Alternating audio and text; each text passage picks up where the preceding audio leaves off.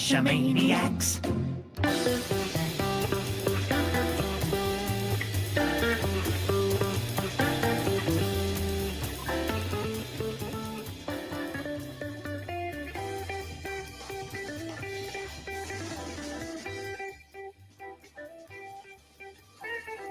GeoGearHeads.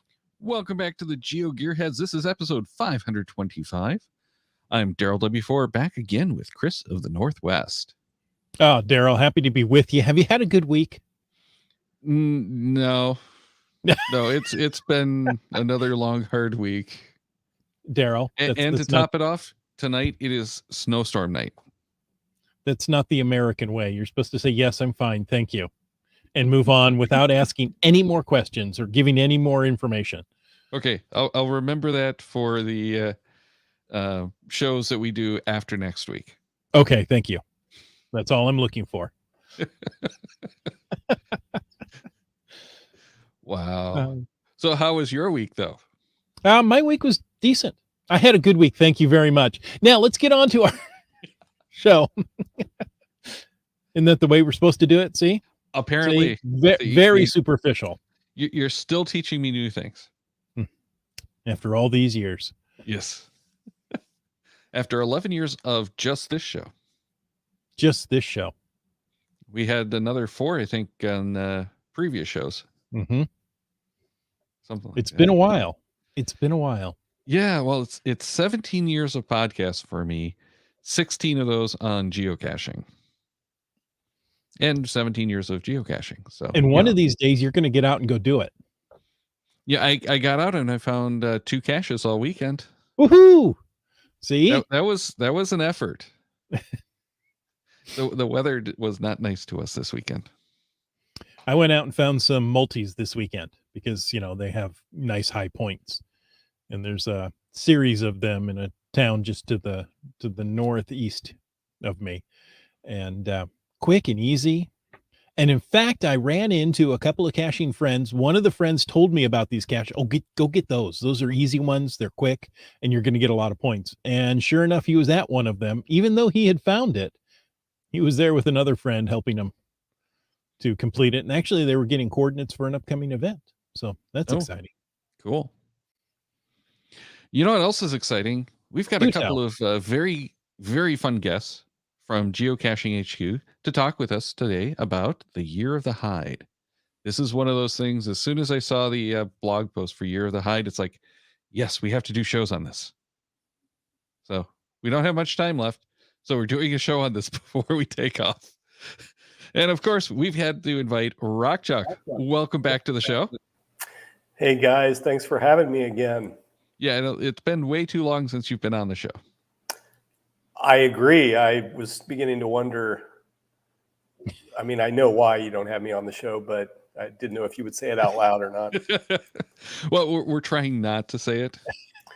That's because you're pros. Well, and we don't want to get the takedowns until after we're done with the shows.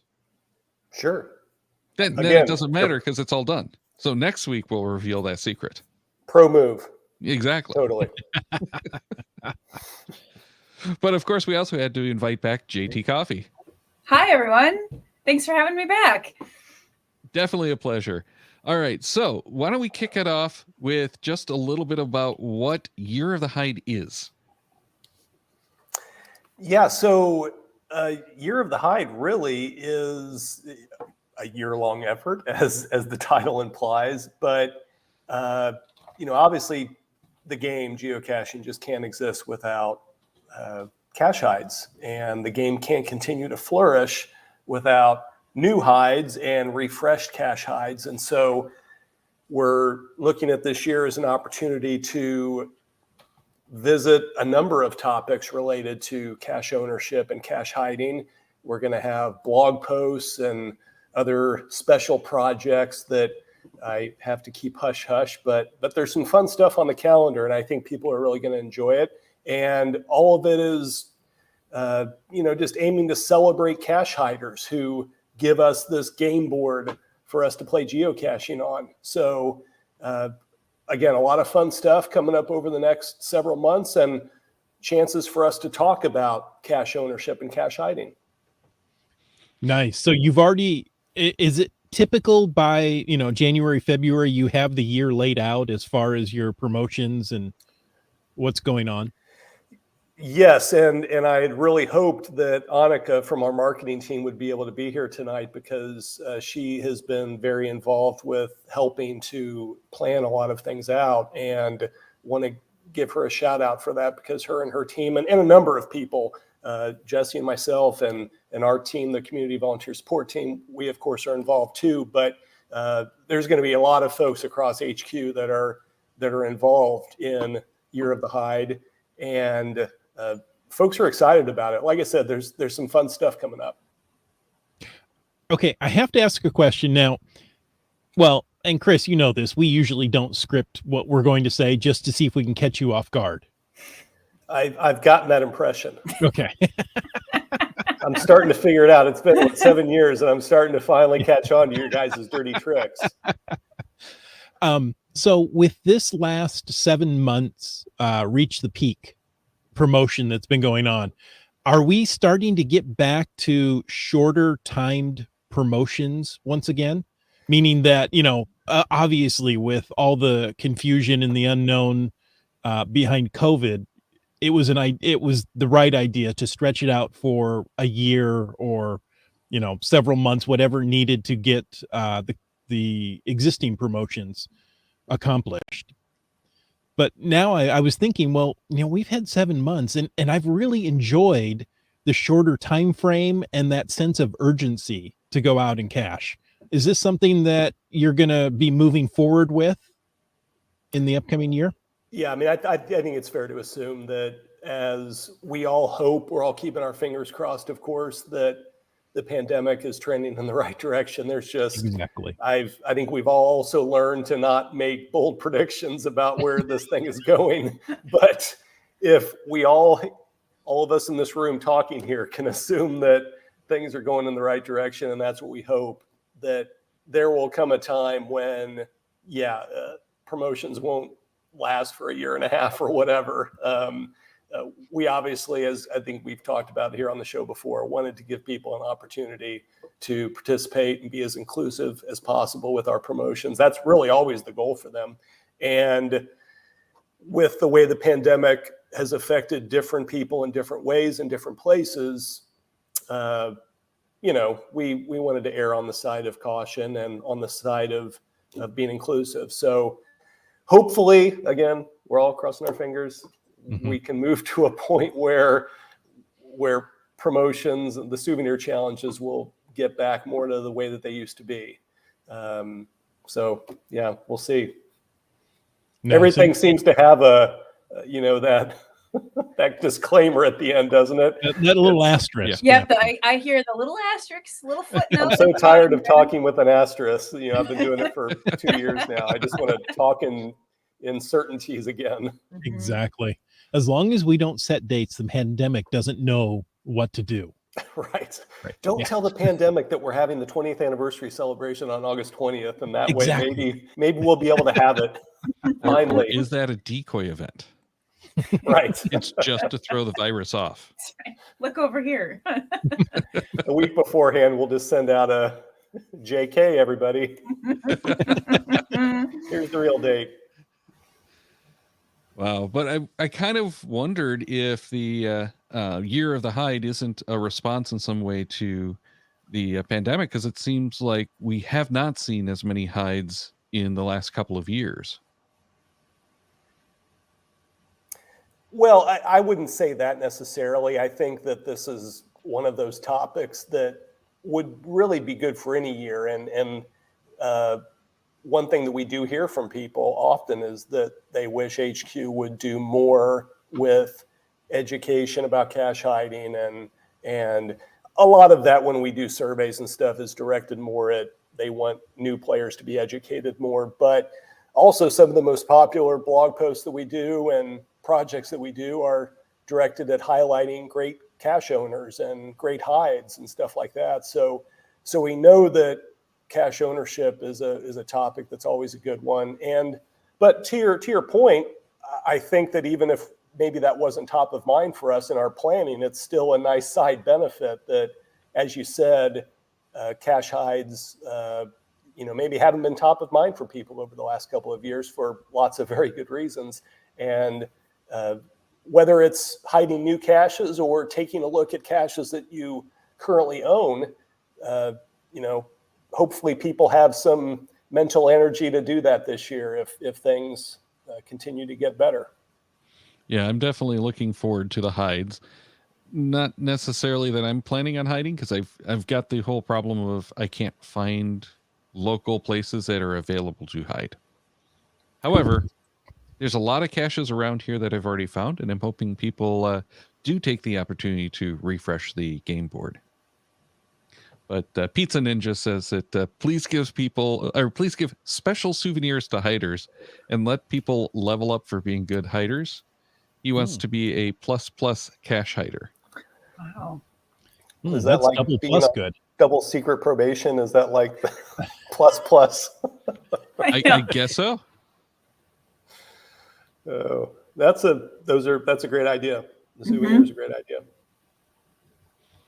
Oh, and then we've got the Mary Hyde promotion with a clever use of words. I was today years old when I got see what they did there.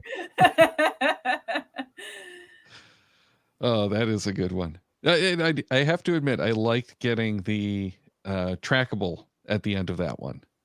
That was a very interesting promo that we haven't seen before or since.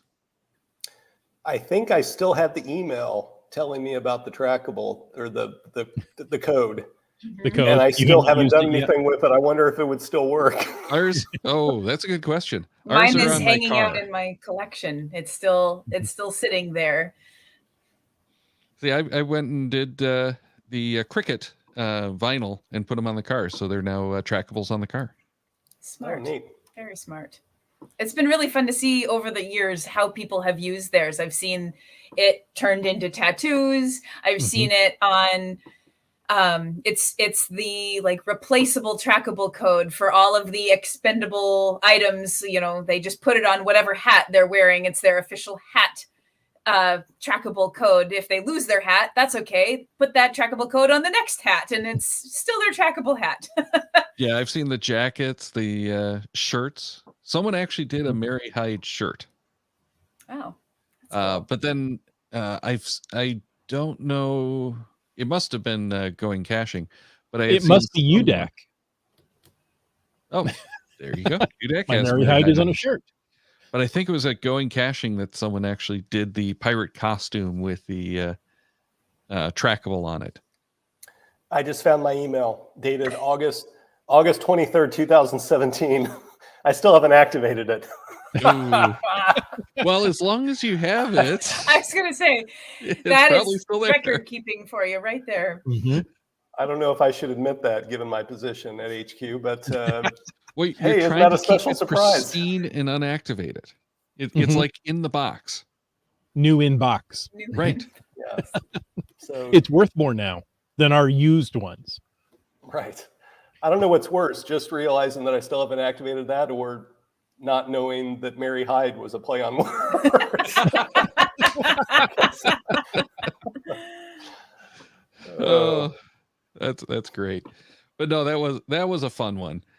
We did know what to make of it. We were looking for all kinds of secrets in the souvenirs, and we got the trackable at the end. Oh, and GSM times 2 says he never got his Mary Hyde trackable. He must have missed the email.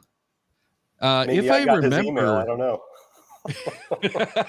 I think Rock Chalk is going to begin the bidding right now on his trackable. Should we start the bidding at $100? Right.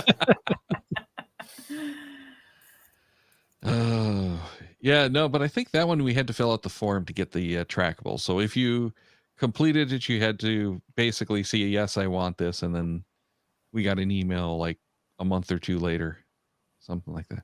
But that was awesome. It was in lieu of, if I remember correctly, it was in place of like the meta souvenir, like on this Reach the Peak Right. promotion. Mhm. The end is this meta souvenir, and I believe the trackable was the equivalent of that for that particular promotion.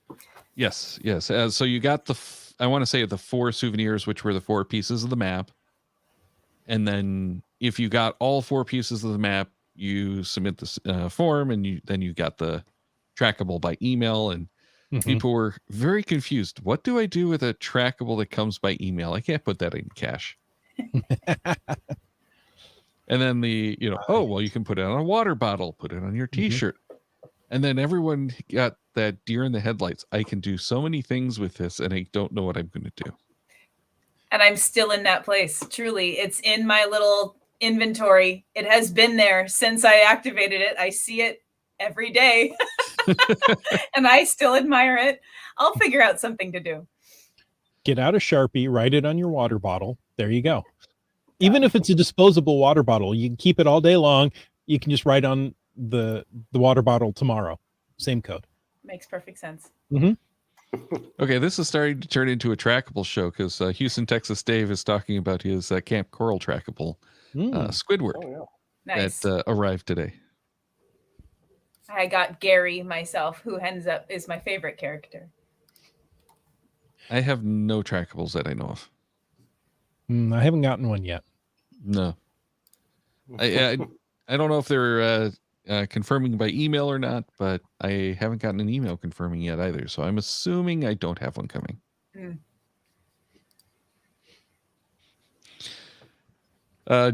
G9 says he still has his, and the activation code was ... I think he's trying to figure out how to activate his. Yeah, don't put it in the chat, or you'll lose that. Right. JT Coffee has added it to a list and has plans to get another one. I do have the cache that I'm going to put it in this weekend on the list and listed as don't forget to put it in that cache. And then pick up another one to continue the journeys. Yep. I remember doing that with the Jeep trackables, where you would go out, try to find them, and it was always a pain in the butt because no one ever logged, on time, because back then no one had smartphones. Right. So it's all about trying to catch it when you found out someone had it. You are going to all the caches that they hit just in case they didn't log it. It was crazy. That was the Commander, I think, the red ones. It was the last of them that they did before Jeep created bankruptcy. Chris. I hereby give anybody who's watching this permission to log my Mary Hyde trackable. There you go. Very nice. You have my permission to virtually log this trackable that I do own. And so there you go. Everybody get it? And hopefully remember to activate before you put it on screen. It's ready to go. It's activated. It's, go Nice. for it. Let's have some fun with my trackable. Aren't you so generous? Hey, it's your penultimate show. What happened to the real rock chalk, and who are you? This is the... All bets are off now. I'm discovering it. There we go. Yeah. Here, I'll just leave this up here. There we go. There you go. There we go. Everybody Got got it. All right. We all got it? We all good? All right. Panic discover. Everyone's like, whoa, pen, phone. Oh no. People do watch the show just to get the trackables off. Mm-hmm. We'll have to I've gotten yelled at a few times for not holding it up enough or long enough for people to grab it. What do you mean, Daryl? What do you hold up? You don't post I a have trackable no idea anymore. of what you speak. But it is a lot of fun to do the. Oh, okay, fine here. It is a lot of fun to do these virtual discoveries, or to get the virtual discoveries. I want to congratulate Wet Coaster for being the first one to discover it. Wet Coaster, you get the prize. And the Pizza Ninja right on his heels. Nice. Wet Coaster says, I logged it as a find, although I could have taken it from you. You'll need to put that into Yes. your collection. Yeah. Thank you. I've taken care of that now. Okay. You should have grabbed it when you had the chance. Oh.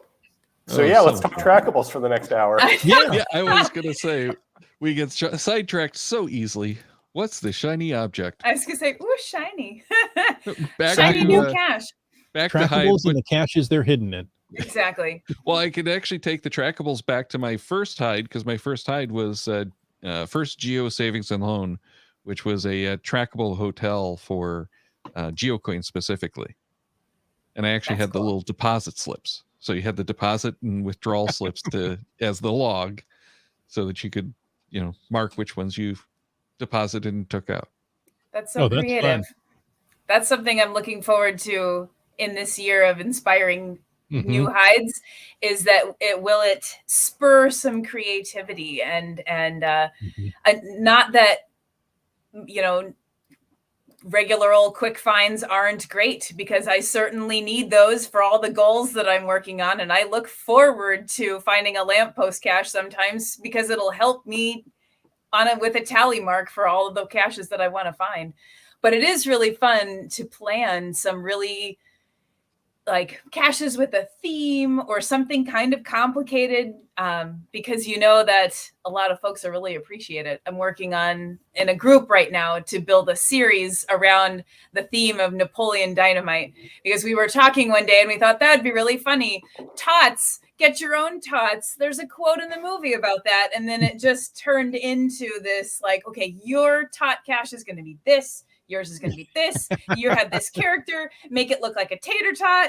And it's just, it's totally going to be great. And it's going to take a while to get together, but I'm really excited about it. And it's not anything I would have ever probably done by myself or come up with on my own, but just chatting with friends, we snowballed into this really cool idea. And I'm looking forward to getting it out into the world. A film canister would make a perfect tater tot. Wish I'd thought of that. Never considered that before. Now I kind of want to 3D print tater tots. There you go. Waterproof tater tots. Waterproof tater tots that wouldn't get moldy over time, maybe. Or maybe Just it would just take pocket. longer to get moldy. In Michigan, it probably still would get moldy. But I am kind of looking forward to some of the maker type events, which it might be too early this year yet to do some of those, but to get back into those maker style events where we had someone host the event and everyone's bringing their really awesome ideas for geocaches to the table. They might need some help figuring out how to do it, or they might hand it over to someone else who has the resources to pull off this awesome hide. So I'm really looking forward to not just seeing the awesome hides, but just having those kind of conversations again. I agree. Some of the maker events we had here were fantastic for ideas, where people popped up and said, birdhouses. Now, of course, everybody thinks, oh, well, yeah, you can do a birdhouse, but that was still pretty new back in the official promotion of maker days. And, things like that was just, it was so good to share. One of our events, there was a table, bring your own special cache or whatever you think you've made that is creative, and just put it out there. And it was a lot like an old science fair from school, right? You stood behind your project and said, this is what I've made here. Yes, exactly. Show and tell. and you can do it too. Now you mix the baking soda and the vinegar. That sounds like a problematic cache. Oh. Hey, would that work on getting some of those caches that are supposed to float up? You just put a little baking soda and vinegar in there and it'll launch right out. Yes, then it would be all clean afterwards. Exactly. Amazing. Don't think I haven't thought about trying that too. Oh, you just don't travel with those two particular items? No, but we had at least one of them where we couldn't get it to work right because there were too many holes and not all of them were intentional. Mm. And I was thinking, if we actually went to the supermarket, grabbed some baking soda and vinegar, I'll bet we could still get this out. Or Coke and Mentos. Oh. Yeah, but then everything gets sticky. Yeah. Mm-hmm. Not good. And I was just worried about the vinegar getting everywhere and being caustic. So that's what killed that one. Yeah, not the fact that, we're wasting all of the cash and time to go and do that, because there's a cache there. We have to sign that log. It's That's all right. of a $1.50 to get those ingredients. But okay, we won't talk about that. Well, yeah, and the time to drive to the store. Yes. With gas. See, yeah. This really has turned into a trackable show because Houston, Texas Dave is willing to share his new SpongeBob trackable. I got it on my list to discover after the show. There you go. Yeah, I should have known that our second to last show would turn into a trackable show. We've done quite a bit on the trackables, but for 2-3 years, we've had at least one trackable in every show. So, Mm-hmm. bonus trackables this time. That's a fun fact. Yeah, there's a spreadsheet still out there if people can find it. Not with all of them, just with the ones that I've shared. Uh-oh. Okay. We shouldn't go down this path, but I'm going to. I was GSM times 2 said you can make it a multi-cache, vinegar at 1, baking soda at the second stage, and call it Life is a Gas. See, the creativity never ends around here. That would be kind of an awesome gadget cache, but still so hard to maintain. And again, in Michigan, and Chris, you can relate with Ohio weather, I would not want to have baking soda waiting out there for people. No. It's a block of baking soda. Would vinegar still react with it, though? Anyway, I think once it gets wet, it's going to lose some of its...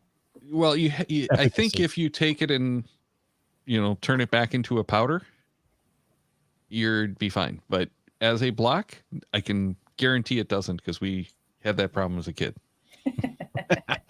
We're trying to make our volcanoes for the class project, and the only baking soda is what you had in the back of the refrigerator.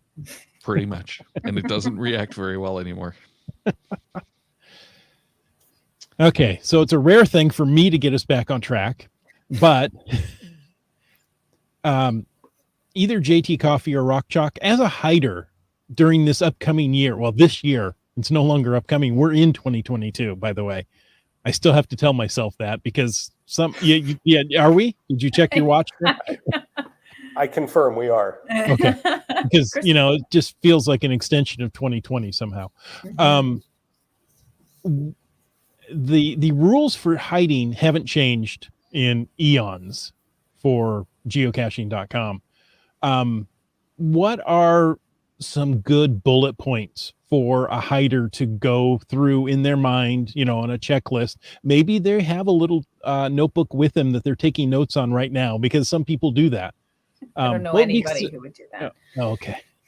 What would be a good bullet point, or some bullet points for coming up with, ideas and where to place a cache and how to do it? Well, you might go to the geocaching blog and read the cache hider checklist. What? You've already made a checklist for this? There's a blog post about that, Chris. Oh. And it's great. That was called a softball. I appreciate that very much. So I don't know if I should just read the blog or just hit the highlights, or Jesse and I can go off and on. Tag team. No, all joking aside, for people that don't check the blog regularly, we did have a blog post come out this week with various good ideas for things to think about when you're about to hide a cache.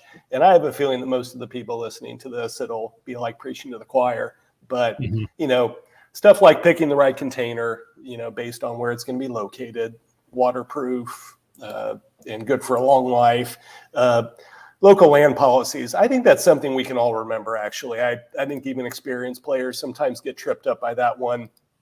They assume, one thing that we get a lot is somebody will write in and say, I wanted to hide a cache in this location. The reviewer says I can't, but it's public property. Of course I can. This is public. I can put it there. And you have to explain to them, but that all land is managed by somebody. It's not just a free-for-all. So even though it might be quote unquote public in your mind, like a park is a public park, the local town may have guidelines about putting caches there. So I think that is a very good point, something that I personally, even though I've been in the game a long time, I have to remind myself if I'm looking at a possible location saying, okay, who do I need to talk to about this, or what policy do I need to look up to make sure that I'm okay with that, and then making sure that you're looking at the hiding guidelines that are on the website. And thank you to GSM ×2 for posting the link to that blog. The guidelines. I mean, there's great information in the guidelines. We are always looking at the guidelines to see if they can be improved, to see if they can be made more friendly to look at. A few years ago, we kind of did a revamping of them to try to streamline them a little bit and make them more easily consumable. And that's something that we'll continue to do as time goes on. So yeah, before you even leave the house. So those are some things that, a couple of points that you can be looking at that kind of lead off that blog. And I think some of the most important things to be thinking about. Well, and one of the important reminders in there is that regional policies wiki. I keep forgetting that's out there. It's so many people have a hard time finding the right people to talk with about their local park or whatever, and some of the regional policies that might exist. Does this park system prohibit caches? So it's a very good place to get started, and an invaluable resource to have. Yeah, that's definitely one thing that we definitely encourage reviewers around the world to, if they don't already have a well-populated regional wiki for their area, to definitely put some time into that, because it can not just be good for the caching community, but also good for them as reviewers to help to short circuit some of the issues that might come up, so that they don't have to explain to people, hey, there's this policy in such and such park system, or such and such land manager has already told us you can't put anything there, or on the opposite side of things, this well-known park system has said here's what you can do. So oftentimes those regional wikis, as you said, Daryl, can be really great resources to direct you to, and like sometimes there'll be links to policies that like a state park system might have, and that way you don't have to go digging through whatever state website or city website or whatever, trying to search for the keyword geocaching and hope that something shows up with a policy. Yeah, and you can't assume that the policy that you hit a cache under, last year, even last month, is the same policy that exists now. We've seen changes in management, or an incident that changed the landowner's policy, and it goes both ways, where they might not have allowed permission to post a cache earlier. Now they may. That's a really good point. Yeah, permissions can change over time. Yeah, we've definitely through the appeals process, our appeals team that Jesse and I are a part of definitely have seen examples, even including recently, where somebody said, well, I put this out, I had a cache there, I just archived my old one and I want to put something new out, and I got permission from the store manager 8 years ago to put it there. And the person thinks that permission is just good forever. And right. Truth of the matter is the store manager has probably changed 4 times since you got that permission. So yeah, sometimes you need to revisit it and make sure it's still cool for the cache to be in that spot. Yeah. And we've had park services that have decided, okay, we want to start allowing caches, but we're going to go through a permit process. Yep. which I love. I hate going through the process, but I love the permit process because then it's something that says, yes, I have permission and here's what we're expected to do. Mm-hmm. And a lot of those are stating, you have to archive it every year so that you don't cause lasting damage to the terrain. Mm-hmm. Mm-hmm. Yep. And I think a lot of potential geocache hiders are intimidated by approaching their local parks department, right? That's a government agency, and that it's going to be a lot of red tape. But I think you'll find that most of the park departments, the vast majority, want their parks used, right? So go out there and say, hey, I want to put this here. I didn't see any guidelines, but here's what I'm thinking. I'm not going to damage the environment. It's right off the trail, yada, yada. And go through that. And you're going to find you're going to get approval most of the time.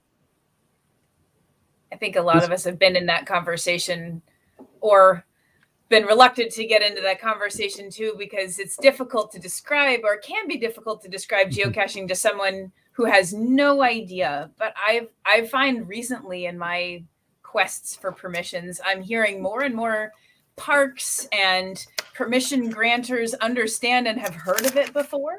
Mm-hmm. And so you're not starting from absolute zero. You're starting from somewhere in the middle, which makes it so much easier to ultimately have a cache published in that area if you're speaking the same language. Mm-hmm.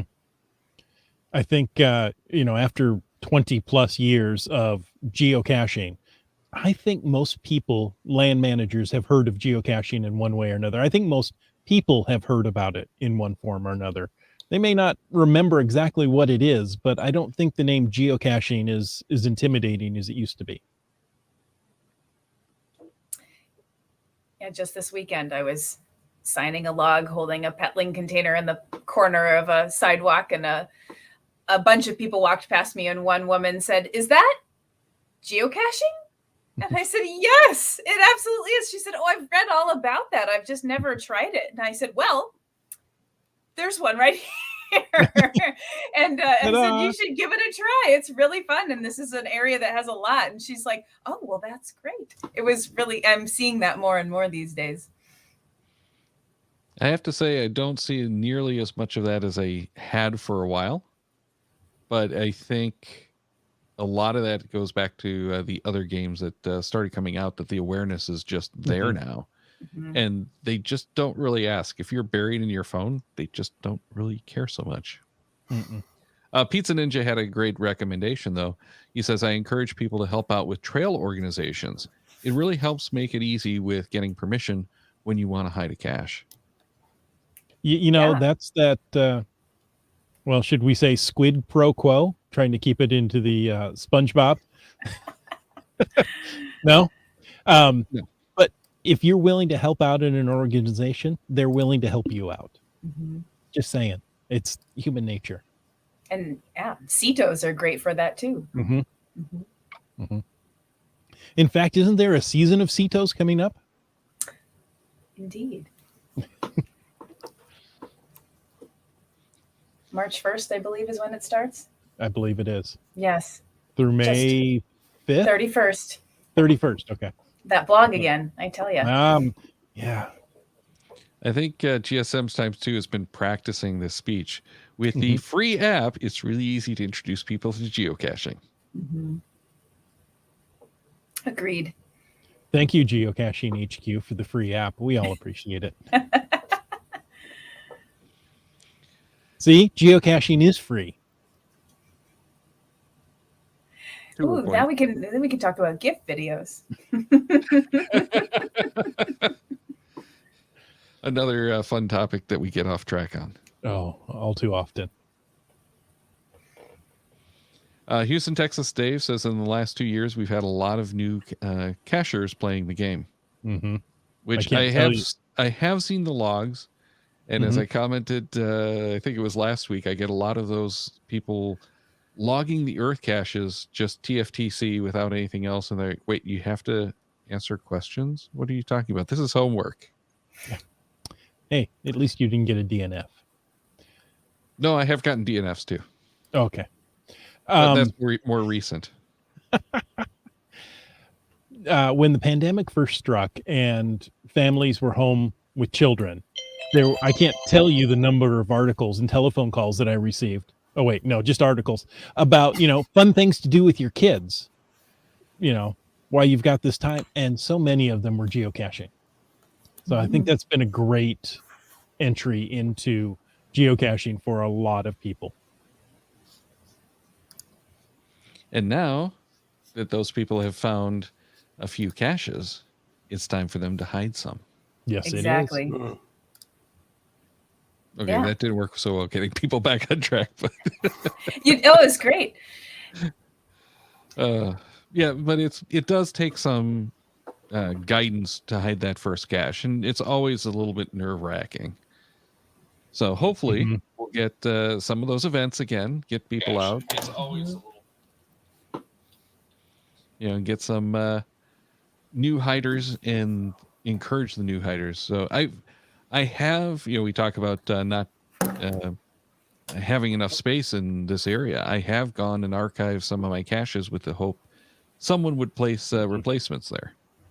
I've done the same thing, in fact, and I know it can be kind of hard, or it can be. It's not always, but it can be kind of hard to hit the archive button, because either you put a lot of effort into that cache, or you adopted it from someone who put a lot of effort into that cache, and you adopted it because you liked it, and it has favorite points. People like the experience. But that cache maybe has come to its natural end. The people in the area have found it. The fun twist at the end is kind of lackluster, or it's just taking a lot of effort on your part to maintain it.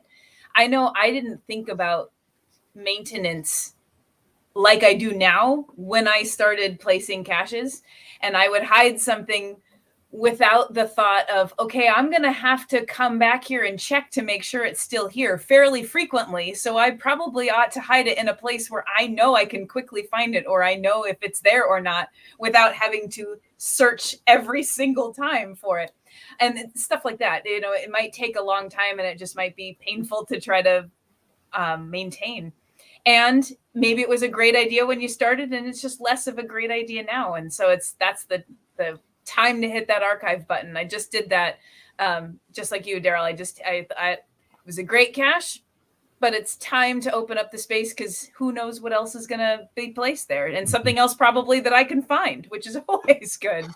Yeah, if the cache isn't getting hit often, open the space up for someone else to hide something that makes that valuable real estate available for more finds.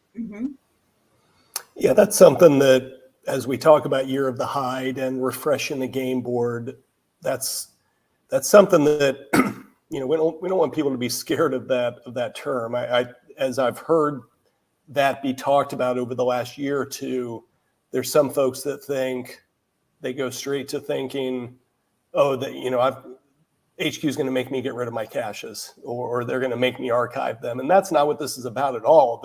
This is, you might have a cache that's 15 or 20 years old and it's still amazing, and maybe it's on a remote mountain peak or whatever. I mean, there's any number of reasons why an older cache is still great and can keep going as long as you want it to. This is just us encouraging people to, as we've said here, just think about it. Think about your collection of hides, if you have several, or if you even only have a couple, and just think, is this look at the numbers. Is this something that's still getting found often, or is it something where everybody in the area has already found it and maybe somebody else could do better? And not just with that, the other thing that I have to remind myself of, it's not just, hey, maybe I'll archive this and somebody will put another cache there. It's thinking, if I archive this, that radius becomes available again. So, like, for instance, I was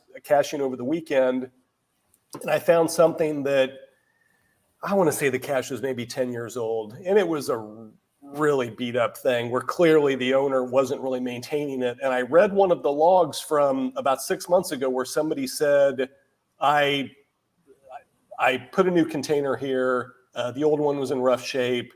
I just really think this one should keep going.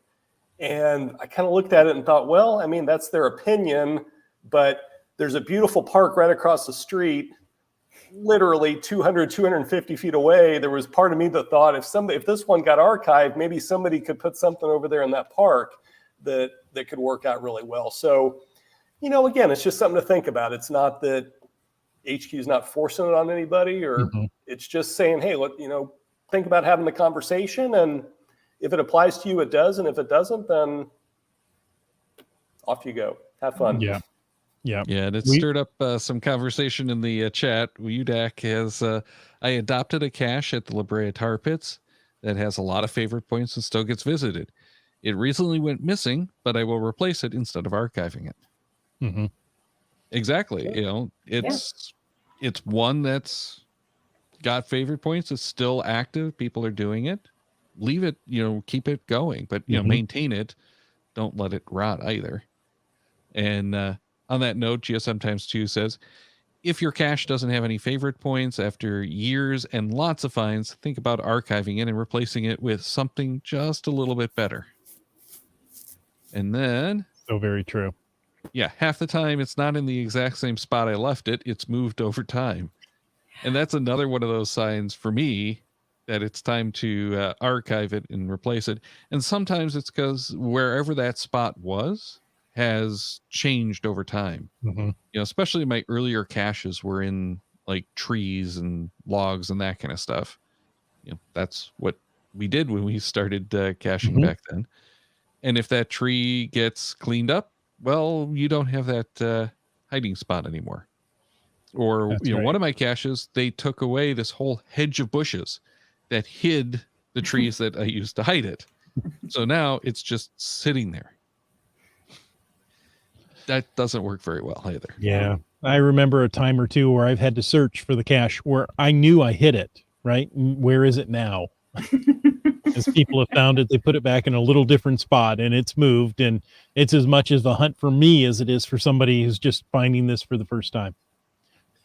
Yeah, as a cache hider, please don't do that. I don't want to spend 20 minutes trying to find my own cache. I want to go out and find caches myself and, hopefully try to hide new caches. No, I put it in a better spot. This was an obvious spot. You should have chosen it. I don't know why you didn't, but I put it there for you. You're welcome. I have a cache like that it's on a sign thing, like a community signpost, and there are 4 bolts that kind of hold it together, the roof on, and it's just on one of those bolts. And every time I go and check on it, it's on a different bolt.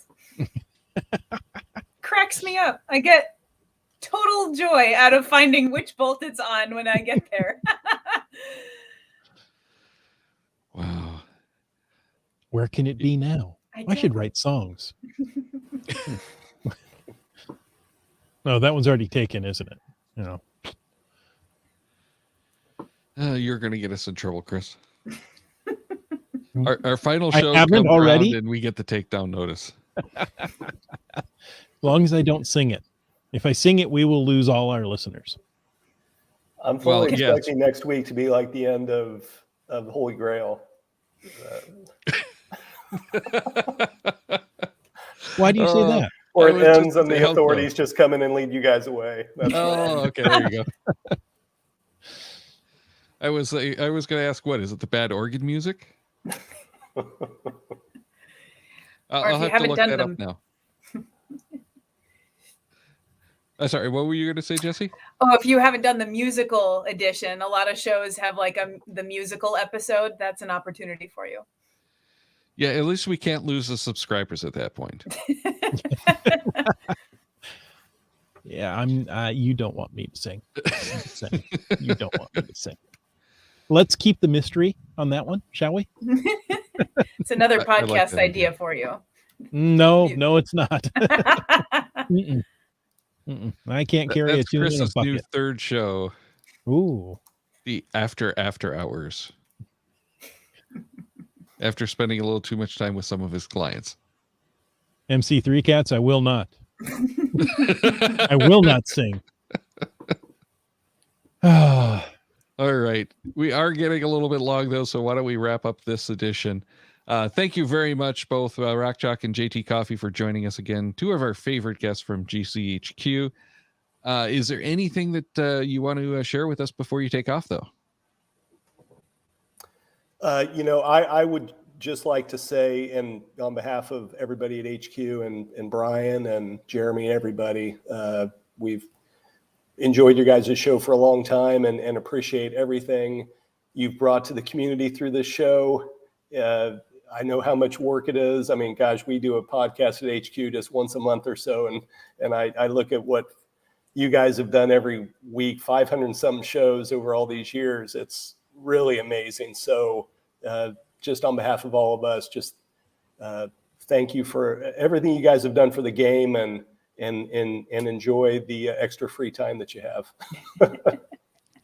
I appreciate that. But it will be missed for sure. Mm-hmm.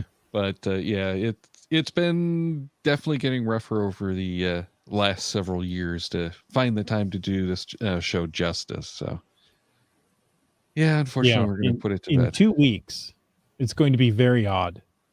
Yes. What? I'm supposed to be doing something. Chris is going to go back in his studio and just sit there, sit in front of the mic and talk to himself for an hour. Daryl's going to come soon, right? When's Daryl going to start this show? I'm going to start getting the text messages. Why are you not here? I can't find the link.